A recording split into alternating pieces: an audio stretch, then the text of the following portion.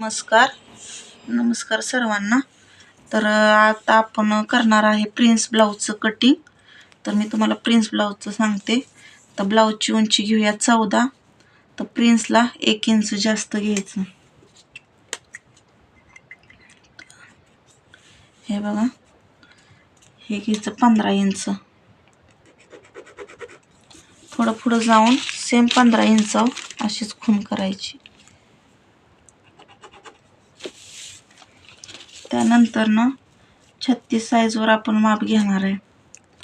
तर मुंडा उंची घ्यायची 5.5 इंच. 36 पर्यंत मुंडा उंची घ्यायची 5.5 इंच. हे बघा, हे इथल्या खुणावर मी 5.5 इंच रेष डॉट देते आणि हे सरळ आखून घ्यायचं.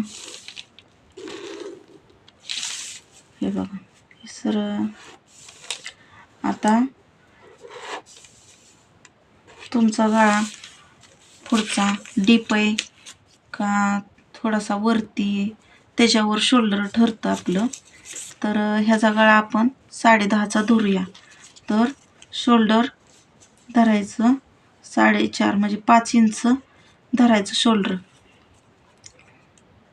जर तब्येत असेल तर थोडंसं 5.5चं घेऊ शकता.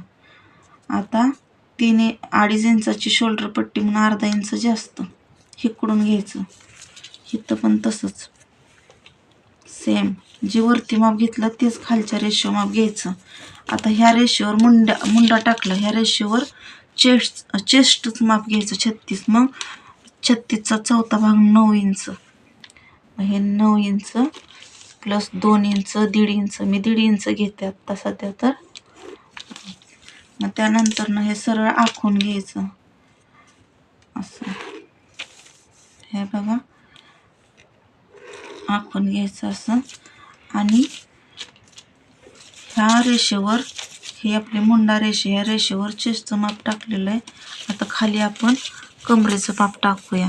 तर नेहमी आता 9 चूक 36 म्हणजे इथं 8 इंच घ्यायचं. 1 इंच कमी धरायची कंबर आणि प्लस 1.5 इंच. आणि ह्या 2 रेषा सरळ जोडून घ्यायच्या.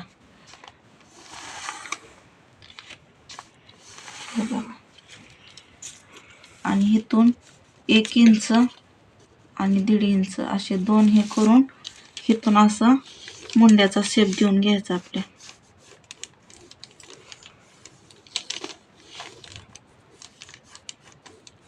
मुंड्याचा शेप देऊन घ्यायचा. त्यानंतर इथून 5 इंच, हे 3 इंच आहे ना, ह्या 3 इंचाचा मध्य 1.5 इंच. मग इथून किती इंच झालं? 3.5 इंच.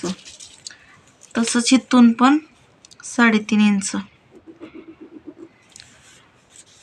त्याच्यावरती 5 इंचावरती खूण करायची. परत इथून 3.5 किंवा 4 इंच घ्यायचं. मी 4 इंच घेते.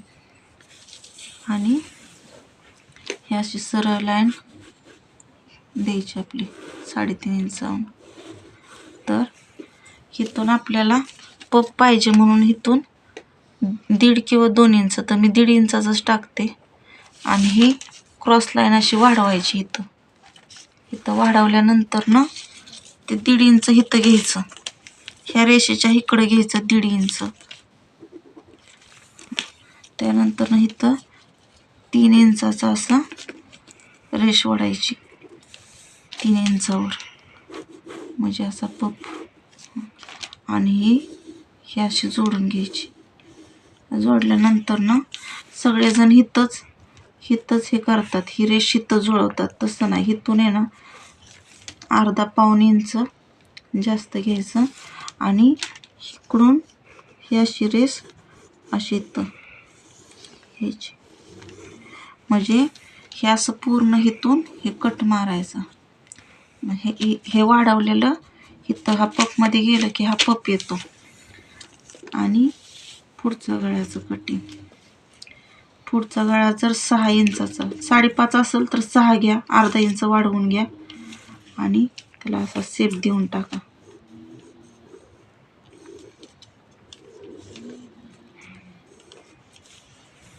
आणि हे बघा आजचं आपलं कटिंग रेडी आहे. हे असं पूर्ण. तर कुणाकुणाला समजलं नक्की व्हिडिओमध्ये सांगा आणि कसा झाला व्हिडिओ नक्की सांगा.